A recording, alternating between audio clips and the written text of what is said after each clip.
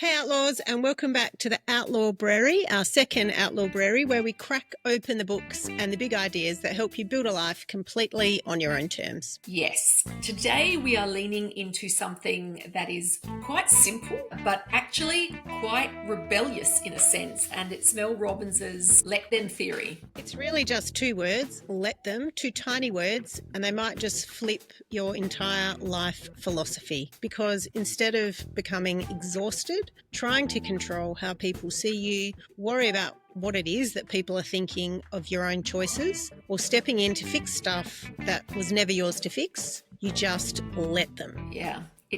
I think its success is partly around, we'll talk about this, but its success is partly around the simplicity of the notion, right? And so the let them theory applies to your boss, your partner, your parents, or the friend group that didn't invite you somewhere. So we're going to have a think about how letting them think, feel, do whatever they want could be very outlaw, it could be very energy saving, and could be very soul freeing.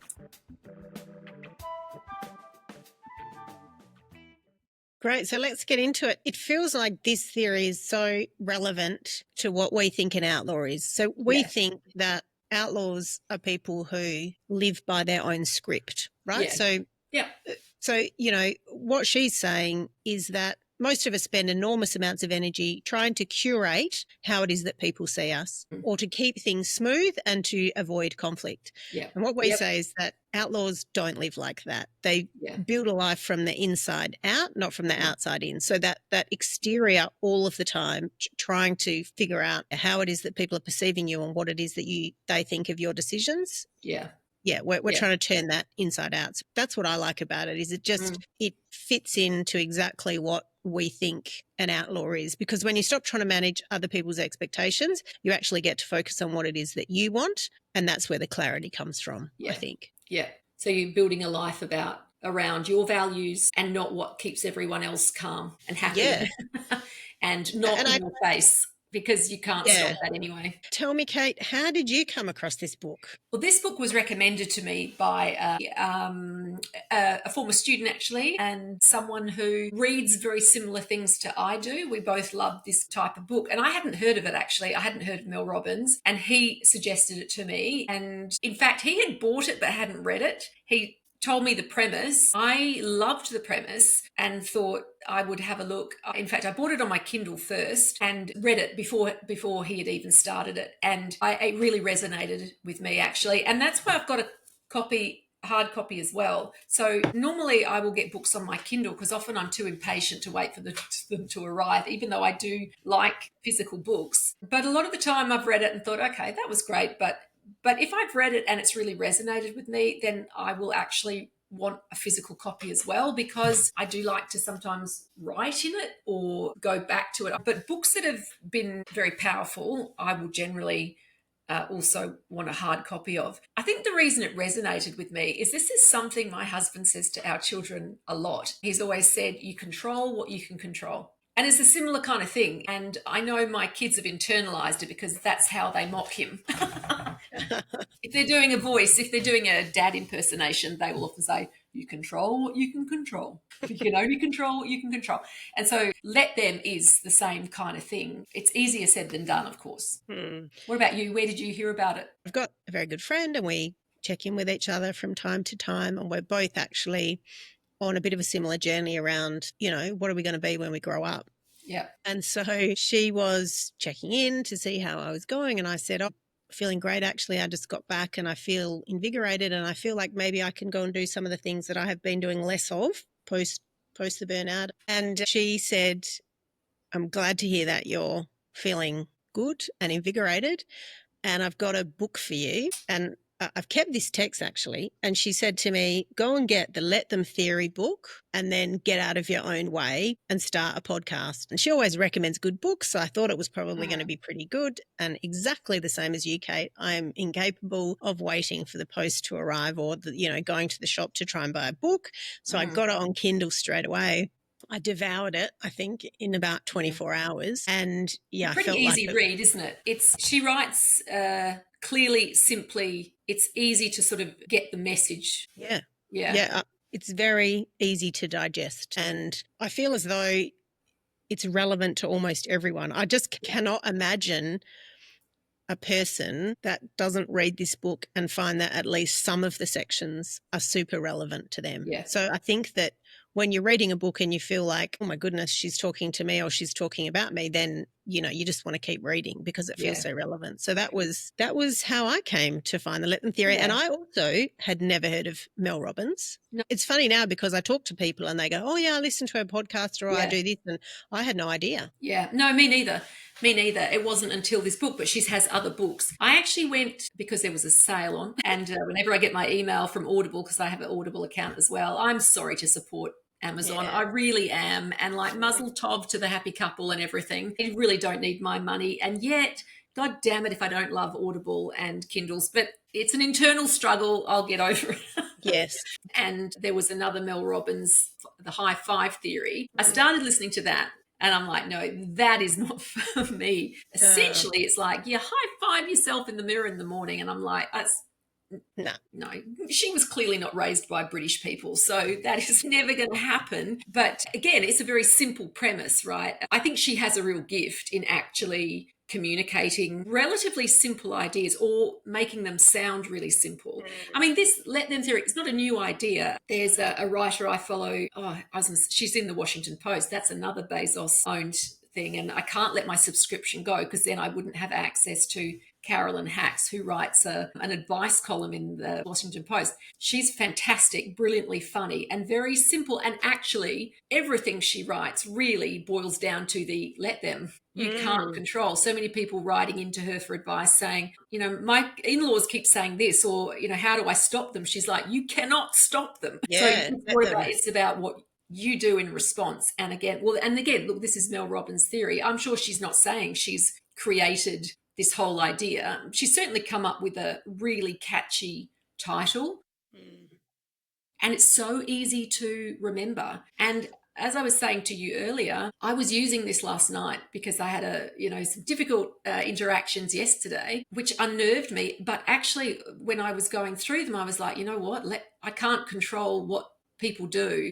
I can only control my response to it. And that is exactly the let them theory, because there's two parts to it. It's not just let them, it's also let me as well. It's not just let people do what they want. The second part of it is just as important. It's let me decide then what I'm going to do in response to the way these people involved are acting, speaking, saying, whatever. So she's got a gift. Yes. I guess what I'm saying is it's not necessarily revolutionary. In fact, other writers really, when you look at it, are saying pretty much the same thing. But it's the way she's put it, I think, that makes it so absorbable. I just think it's the two words. Yeah, right. It's so easy to remind yourself when you're in the midst of something to just go, oh, just let them, you know, rather than having this extended conversation with yourself around, well, I know this and I know that, and therefore I should respond like this. And it's just like, bang, right? Yes. Let them. Two words. It's quicker than you can only control what you can control. Which is also a good theory, and which is essentially the let them theory, but let them, two words, let them, let them. There's something so powerful in those two words. I think it's so easy to internalize it. So I guess we've sort of really said what it is, but for those of people who haven't read it, what is the let them theory? It's like, well, she has a number of different chapters about different aspects of our life, but essentially it's like if people don't invite you, she talks about a situation where she realizes she was left out of a group activity. If people don't invite you, let them. If people don't like you, let them. You can't control that. If people talk about you, let them. And it sounds so dismissive in a way, but in fact it's very Buddhist. I think it's a very Zen kind of attitude. It's like you can't, it was detachment really, isn't it, from things that you can't control because you can't control the world. No, I think it's just freeing, actually. There's an incredible freedom that comes with it when you're able to say, well, let them. Let them think whatever they want. Because this is really the basis of imposter syndrome as well, which so many professionals experience, is that idea of what are people thinking about me all of the time? And are people thinking that actually I shouldn't be in this job, or I'm not capable of doing this thing, or, you know, this constant reel that you have in your head around worrying about what people are thinking based on what you're doing. I mean, look, I genuinely think that I wouldn't be sitting here with you now doing this podcast if I hadn't read this book. That's how important I think it's been for me over the past 6 months because, you know, when you're thinking about starting a podcast, what's running through your imposter brain is who's going to want to listen to what two lawyers have got to say? I mean, maybe no one, but evidence to the contrary, much to our evidence to the surprise. contrary. But You're right. yes, no, you're right, because that is what we were thinking. But, you know, that's what's going through your head. And so if you just kind of go, oh, well, just let them. Like if people want to think that, just let them. You know, it doesn't really make any difference to us. So if there are some people who think that we shouldn't be doing a podcast, then that's okay. They Yeah, can just kind of think. that's right. Yes, exactly. No, that's exactly right. It is, and I think also too, there is that truism that people aren't thinking about you or your No. mistakes or your life or your choices as much as you think they are. But look, even if they are, if someone chooses to misunderstand, I think that's what I've always had a problem with is if someone misrepresents me, I find that really difficult. But look, that's always going to happen, isn't it? The alternative is to care very much and always be trying to control the narrative and to live in a way that most people are going to find palatable. That's really your alternative. And I think that's worse, right? It's not. Well, it's exhausting, like the energy that you waste. Yeah. Certainly. I mean, I've definitely been guilty of that. The energy that you waste trying to figure out, do people like my decisions? Do people think this is a good idea? Should I be doing something else? Are other people thinking about what I'm doing? But actually, I realize no one even really cares what I'm doing. And so actually, that's just incredibly freeing to go, oh, no one's even watching me. Really? No one's watching me. I'm watching you, Shayla, right now. And I'm in favour of Literally. your decisions, which is talking to me. Thank you, Kate. Oh, you're welcome. So I know you don't care because you follow the let them theory, but I just thought I'd pop that in too. The other thing too is I think a lot of the time, and again, we all know this intellectually, it's hard when this happens, right? But a lot of the time, I think she makes this point in her book, and she talks about this in relation to not being invited on this particular trip. She was like, actually, but when I think about it, I hadn't seen these people for such a long time. The other thing I think a lot of the time too, it says actually more about that person than you. And so in that same way, it's not personal, but it's still it's not to say let them means you're never going to care again or you're never going to get hurt again, because you do. We're humans, we will be. Isn't it more about that?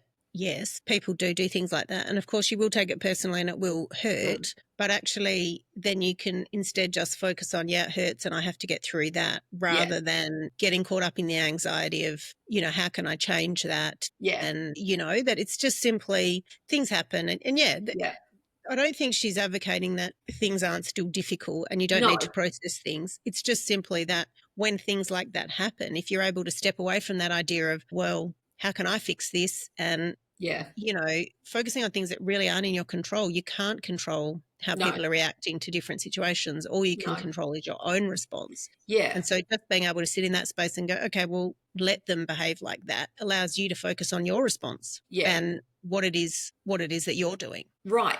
I guess it's about working out it's boundaries, isn't it? Yeah. It's boundaries. It's knowing where your influence ends. So you're focusing then on the right things. If you let them, so if they've done something, if people want to doubt you, misunderstand you, ignore you, judge you, if you don't get invited, if you get your work's taken credit for something or your family doesn't approve, that's something that comes up in the Washington Post, Caroline Hack's columns all the time. Well, let them. You can't control that. You can't change that. Let them. So really that component is really about stopping that exhausting, never-ending job of managing other people's perceptions, expectations, feelings, choices, because you can't do that. So it's quite radical. It is, but we said that right at the beginning, didn't we? It's quite a rebellious thing to say, let them. I don't try and control them. I don't twist myself into knots to keep someone comfortable. I don't spend my life earning gold stars from people whose approval actually doesn't matter. And that's kind of what we really, the theme of everything we want to talk about, isn't it, in this podcast, is to go, because expectations can be so controlling because we think we sort of have to meet them. But actually, that's really the radical step, is going, let them think, let them do. And yeah, but like you say, it's called the let them theory, but actually it should be called the let them, let me theory, because the let me part is equally as important as the let them part. So she has these two concepts, let them and let me. And let me maybe feels like the quieter, maybe, of the two concepts, but I think they're codependent actually on each other. You can't have one without the other. And the let me element is about. Sorry, I'm like, is it just me who hears songs and everything?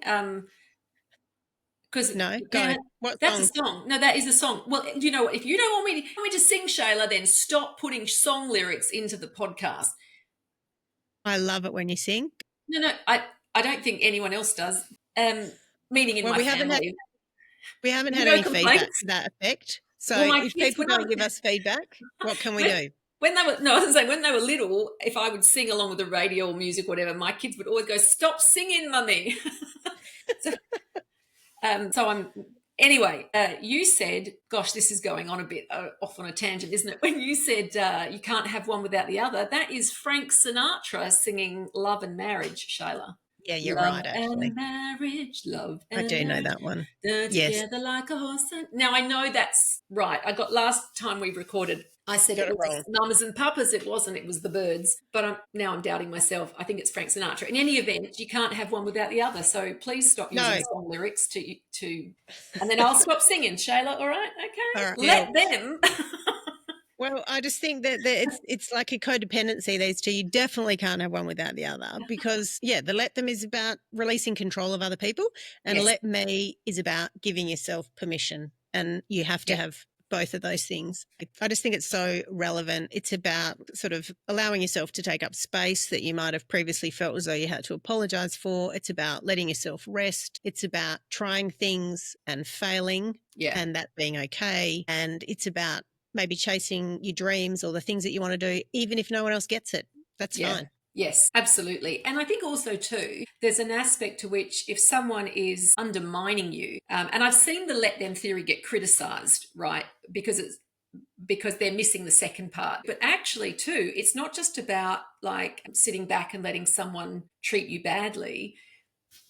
I think the point is that you can't stop them treating you badly. So you can't use your energy trying to work out how to change them. All you can do is control your reaction to that. So you might then go, well, I can't stop them saying this. Let's say it's a boss taking credit for your work, right? I can't, they're doing that. I can't stop them doing that. Well, what do I do? Well, if you might raise it with them, they might not know whether they're doing it, right?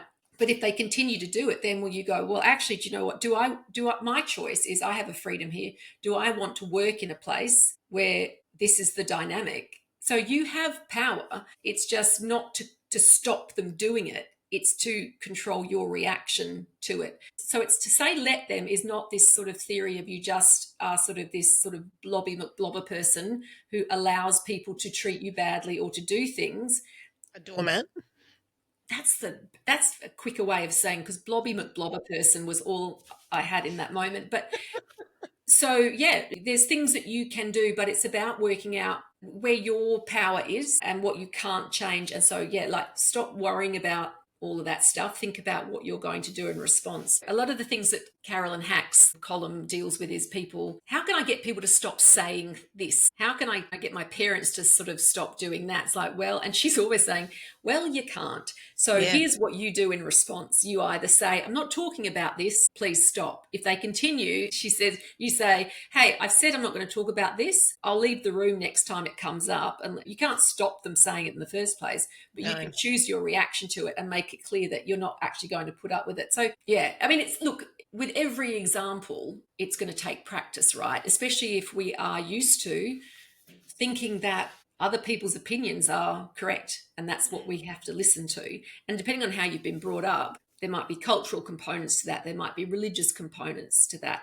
I'm sure, although I only have the experience of having this life that I've had and being female and female presenting, is that there is a gendered aspect to it as well. I've no doubt about that. And I think for different people, based on, the lens maybe or all of those things that you just said as well. It also depends which is the most useful for you, whether it's let them or let me. Because I think the let them idea is maybe more for people who really struggle with that people pleasing and the over explaining and Yeah. worrying if people are liking you or Yeah. whether or not they want to come along with you for the ride. Then the let them is really the thing that helps you to try and break some of those cycles. Yeah. But if you're more paralyzed by self-judgment and imposter syndrome and waiting for people to give you permission to do things or afraid to start things because you might fail, then the let me is more probably the thing that will feel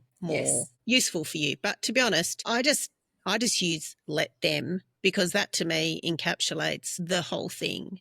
You know, I guess when I feel like I'm clear on wanting to do something, if I just go, well, let them, for me, that just is like, well, let me do it, but also let everyone else think what they want to think about that. Yeah. And I'm not going to waste too much energy or time in No. trying to figure out what that is. So it does depend, I think, where you feel like you're stuck. Yeah. I think it's helped when you getting older as well. I think you get to realize, okay, time is finite. You're not going to have, I'm going to mention Oliver Berkman again. Don't seem Surprise, to be able to get surprise. through a podcast without it. But 4,000 Weeks, that the book by Oliver Berkman that we covered in the first Outlaw Brewery. Oh gosh, that's tricky to say. I regret coming up with that word. But yeah, as you get older, I think it gets easier because you realize, well, there's less time left. If I want to do something, I might as well do it. But yeah, but it's still hard because it's putting anything, putting yourself out there. We've discussed that about doing a podcast, like you said. It's like, well, we're just two lawyers kind of, and really all we're doing is talking about what we've learned over the years.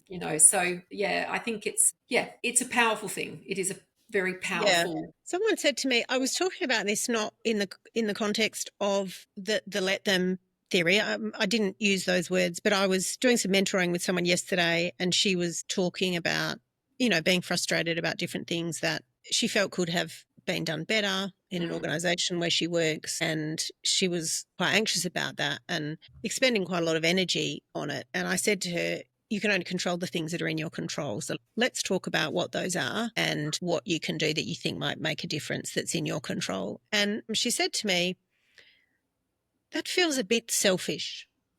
And I said, that's a really interesting thing to say. Mm, And it made me think about that a bit. And I said to her, I can completely understand why you say that because I guess it does feel selfish in some ways to go, well, I'm just going to look after myself in this situation. But first of all, I think there's, again, some cultural and society pressure yeah. that we feel, to not be selfish. So Hmm. I think we're feeling that pressure when we're thinking about those kind of decisions. But actually, we only have as much power as we have. So all you can do is what is within your power. Yeah. And I think that the energy that we spend trying to do things that are outside of our power is just immense. And I don't think that I think it's wrong to then say, well, I am going to look after myself and therefore that's selfish because we all only have so much power. And I think professionals generally, we think we have immense power, actually. We think we can solve every problem on the face of the earth, right? That's what we're Mm. trained to do. That's what we're paid to do on a Yep. daily basis. And therefore, if we see a problem all of the time, we go, well, I can probably fix that. Let me jump in and fix that. And so Mm. that's what we do. We're problem solvers. So you can understand why people who work like that find it quite challenging sometimes, this idea of, well, I can only do so much here, because it might feel like a bit of a cop out Yeah. sometimes, Right. So I think it's an interesting thing to think about in that Mm. context, how quickly people jump to, I'm being selfish if I respond like that, and therefore I can't respond to that. So it's a Yeah. real mind shift, I think, and a Yeah. challenge for people. I also think too the word selfish can be used as a bit of a weapon sometimes. Yes. That someone will say, so where's that coming from? If you think you're being selfish, has that been internalized from somewhere? I don't know. It might be from parental messaging. It might be from societal messaging about women. I know I raise that a lot, but I do think there's a very gendered Mm. component to that. And again, look, there's cultural components that I don't have lived through, that I don't know that might be a part of it as well. So where is that messaging coming from that labels wanting to plan your own life or actually do something different? Why might that be selfish? And I think also too, sometimes if it's being leveled explicitly, is it also not selfish of the person calling you selfish, trying to get you to do what they want to do? So I think sometimes it's just worth unpacking where that message comes from about, oh, you're selfish. Yeah, and I think you're Yeah. right that guilt is a powerful driver often, right? So when someone says to you or suggests that you might be being selfish, and no one has suggested that to the person that I was speaking to, that was her own internal process that she was going through. Yeah. But that guilt, guilt is such a strong driver, and it's so hard often to push back on that. Yeah. But I think these two words, this let them theory, is what you have to push back with, really. So isn't that selfish? Won't they think I'm selfish? Well, let them think I'm selfish, because I actually want to direct my energy to solving the problem in a way that's in my control. And if they're going to think I'm selfish, well, let them think I'm selfish, but let me deal with the situation in which I think is the only way that will be most gentle on myself. It's really interesting, isn't it? This idea of looking after yourself, that we're not allowed to do that, that's selfish, that's, I don't know, maybe even kind of lazy in a way, that you're not stepping into. You're not being productive if you're looking after yourself, honestly. Yeah. Yeah. Buck up. It's Just get on with it. The Queen would say that. Yeah. It's very ingrained. It's very ingrained. And look, as with all of these things, right? I certainly didn't suddenly read the book and then I was able to resolve every situation in 3 seconds flat, right? It's an ongoing piece, isn't it? That we have to, we have to reframe constantly. I just think it comes down to how much energy you're expending trying to control other people's reactions is just immense. And asking yourself, do I want to spend my energy on that, or actually do I want to direct it in a different way? Because we've only got 4,000 weeks. Yeah. So I actually I don't know why I decided to go through this exercise the other night, but as I was thinking how my 50th birthday is, trotting up in a couple of years, I got to that question where I was like, how many weeks do I actually have left if 4,000 weeks is my limit? I don't know if my maths is right. We all know that people study law so they don't have to do maths, but correct. I think I was up to about 2,400 weeks. I don't know why I went through that exercise, but I did. With your 50th birthday coming up. Yeah. No, it's good to know. There's also a great blog, many people will be familiar with it, called Wait But Why. I don't know if you've ever heard of that. No. He does a lot of long form stuff. He's got great stuff on procrastination. Actually, I'll put a link to his Tim Urban, his name is. I'll put a link to his wonderful article on procrastination, which involves mammoths and monkeys, and it's quite wonderful.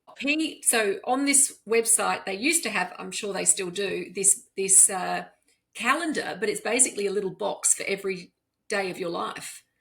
Oh, wow. Yeah, and so you mark it off, and the idea of doing it that way is to go, you realize that you've already lived a fairly significant chunk, or depending on how old you are, of course, right? But there's something very powerful visually. I guess it's really like mapping out the 4,000 weeks in visual form, but it is like a calendar, and the idea of it is to keep you accountable, to go, well, this is probably how much time I have left.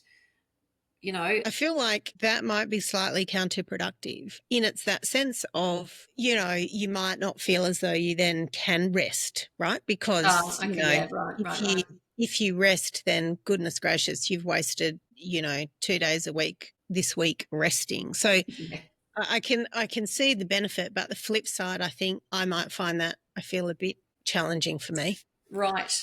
So it's one thing to know we've got 4,000 weeks. It's another thing to see it visually represented right in front of you. That's a fair point. It reminds me of a Seinfeld episode, actually, where I think George, Jerry, and Elaine have just been to a funeral. And I think one of them says, "Oh, it just makes you realize, doesn't it? You can't waste your life. You just have to seize every moment." And then they start going, "Wait, are we doing that right now? We're just having lunch."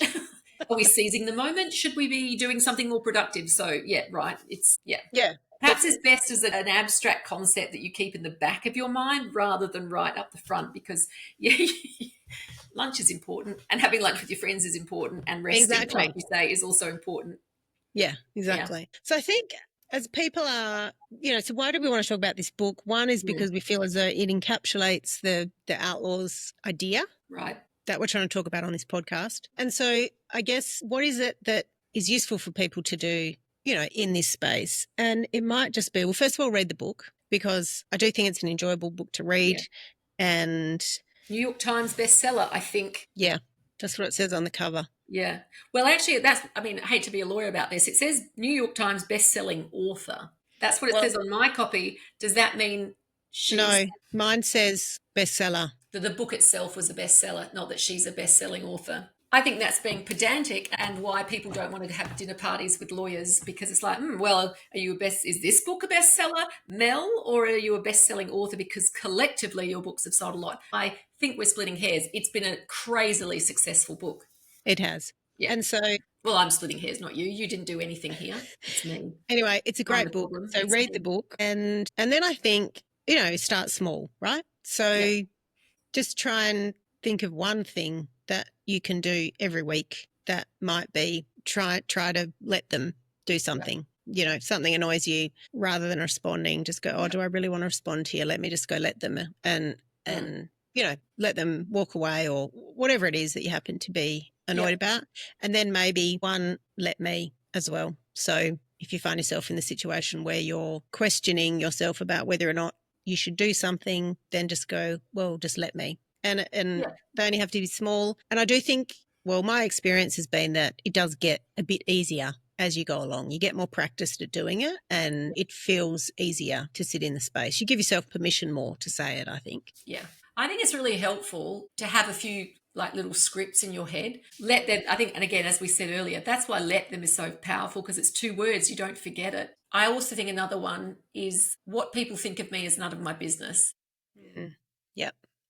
That's such a good one because I think it's like it's written. I can't remember who said it, or it's a quote from someone somewhere, perhaps. I don't know, but I have seen that written down. And I think that's very key to the let them theory. It's like you can't control it, but also, too, actually, what people are going to think of you is tied up with so much of their own stuff. And that's not necessarily a negative thing, but someone's reaction to you might well be because, oh, you remind them of someone that they had Yeah. a bad experience with in primary school, or you know what, I don't know, whatever it is. So again, it's not necessarily reflecting on you as a human. It's just one of those mystical, energetical, that's not a word, energetic things. You click or you Mm. don't. You're not for everybody. No. That's fine. Not everyone's not for you either. That's just how it is. But yeah, what people think of me is none of my business is a good one. So get some scripts in your head too, I reckon. Let them is great, but you might want to expand it out into some words that help you. My peace is more important than their comfort. That's another good one.